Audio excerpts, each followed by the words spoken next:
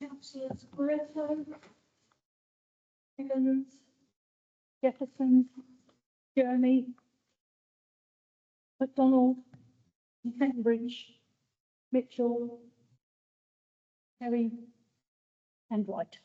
Thank you very much. 5/11/24, to confirm the minutes of the extraordinary council meeting which held on 14th of January. All agree?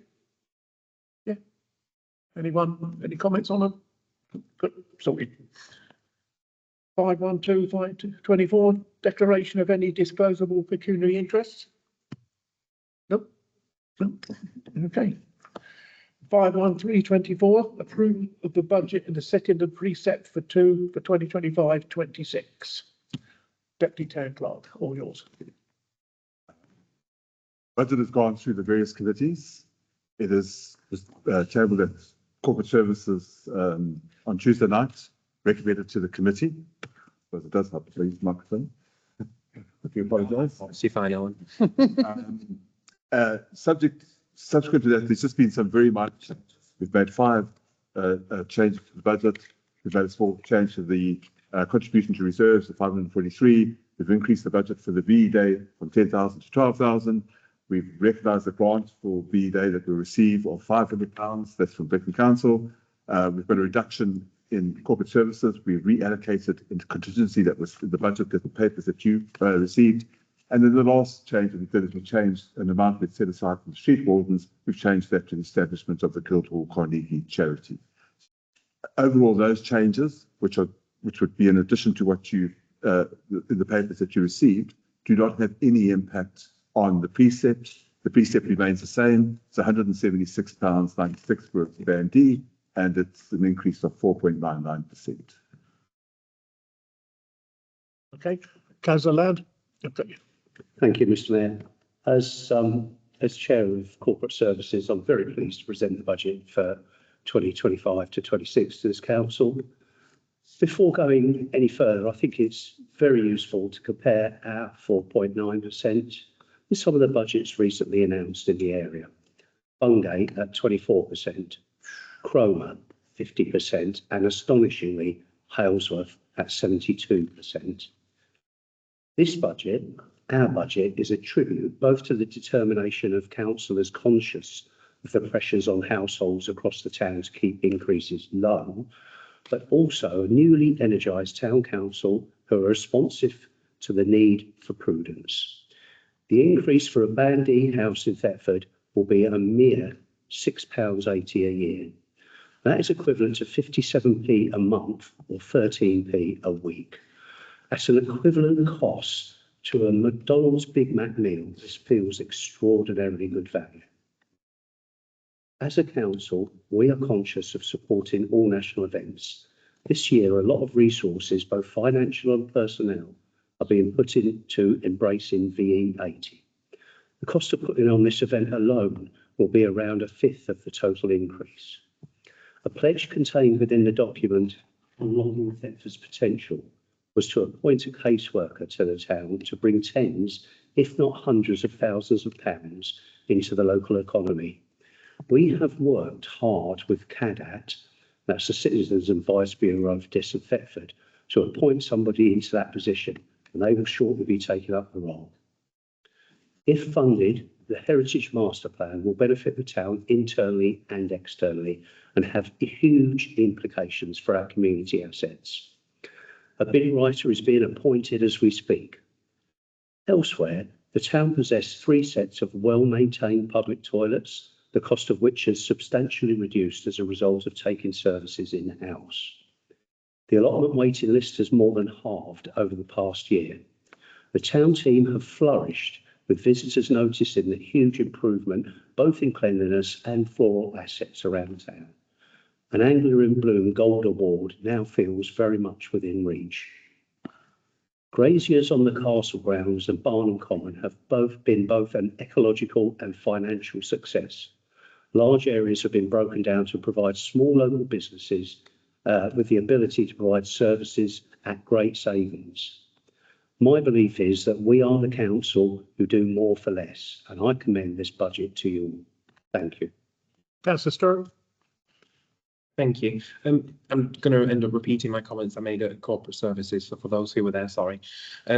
Just a special thanks specifically to the Deputy Town Clerk, Alan, for his time and effort he's put into this, and his team and the Town Clerk as well. The fact that we've managed to keep the precept so low at 4.99, as Councillor Land mentioned, in comparison to other areas, that's £10 Vic, please. Is incredible, and I don't at any point feel like we have skimped on the quality that we are going to provide to the people of Thetford, which I think is incredibly commendable. Thank you to Councillor Land and Jeremy as well for the work they put in on the budget and the assistance they provided. And in fact, it's a budget I'm very, very proud of to be able to vote on today. I think it's an incredible budget, and it's something we should all be very proud of. Thank you very much. We're going to allow Councillor James to ask a couple of points, if you like to, please. Why? We agree. Thank you, Mr. Mayor, and I appreciate that's not technically protocol, so I do appreciate the opportunity. Councillor Land, you mentioned the increase in numerical terms on a band D to £6 something, when in paper states it's £8.42. And the Deputy Town Clerk and Financial Officer said there was no change to the precept. So I was just hoping for some clarification for members of the public who may have looked at the papers and then heard what you said. Thank you. The figures I have for a Band E house are £6.80 per year, 13 pence per week, and 57p per month. Thank you. Anyone else?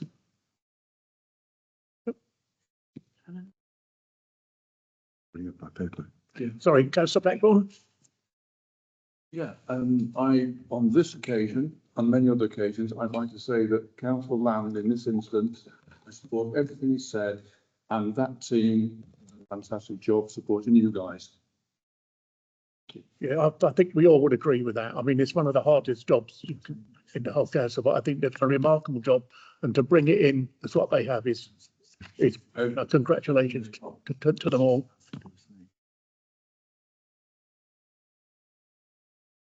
Just to respond to the comments, we didn't say that there was no increase in the precept. We actually said that precept had gone up by 4.99%, which is, so it's gone up from 176.96 for Band D from 168.54.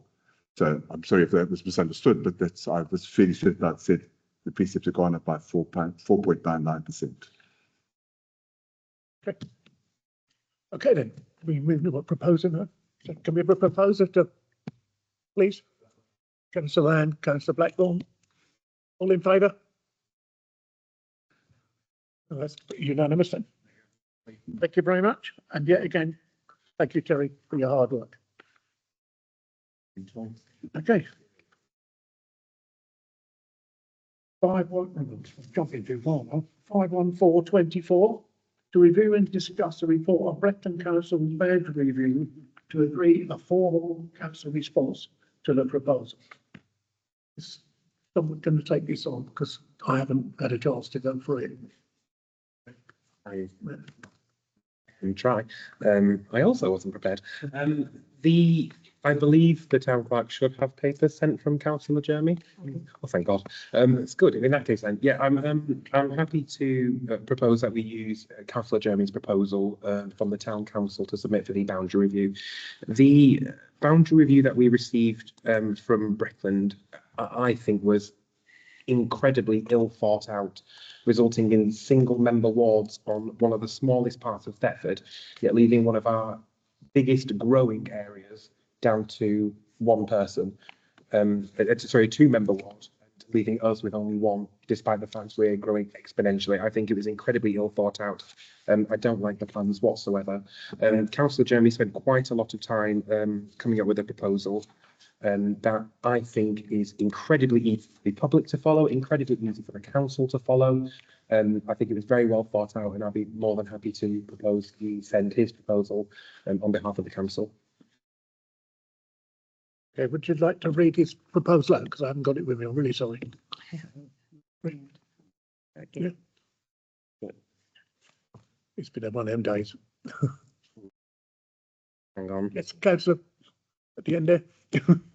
Having sort of read the initial proposal and the proposal that we put forward. I think it makes sense to put the proposal forward as is highlighted by Councillor Jeremy. In my view, if you do a review of a boundary, you fix the problems that are there. And the new proposal that they sent in from the Boundary Commission just repeated the same mistakes. You've got town council areas and Breckland areas that just don't marry up. The new proposal squares everything up. It puts everything into the same areas. It makes it a lot easier to understand for the constituents, because they're only one area. Some of these constituents at the moment, and with the current proposal, there's still two areas, and it just doesn't make sense. So I think the proposal put forward by Councillor Jeremy makes much more common sense, and it just firms everything up on the electorate's the electorate is sitting. I propose that we carry with that. So the proposal is for full council asks that the town clerk responds to the LGBCE consultation on behalf of Thetford Town Council, outlining the views of the report. I was about to read out the entire proposal, and so thank you very much for saying that one instead. Thanks for that, Stuart. Matt, because I've had some Of course. phones gone. Okay then. Any other discussion? Nope. Right, proposal and a seconder, please. Councillor Stewart and Councillor Peters this time. Sorry, it might get a bit slow. All those in favour? All those against? Anyone abstaining? Councillor Wood abstained. Okay, thank you very much. Right. 51524, exclusion of press. To consider resolving that pursuant to the Public Bodies Submissions of Meetings Act 1960, the press and public be excluded for any remaining items of business on the grounds that publicity would be prejudicial to the public interest by reasons of the confidential nature of the business to be discussed. Decision whether or not to exclude the press and public. All in favour? Academic reasons belonging here. Yep.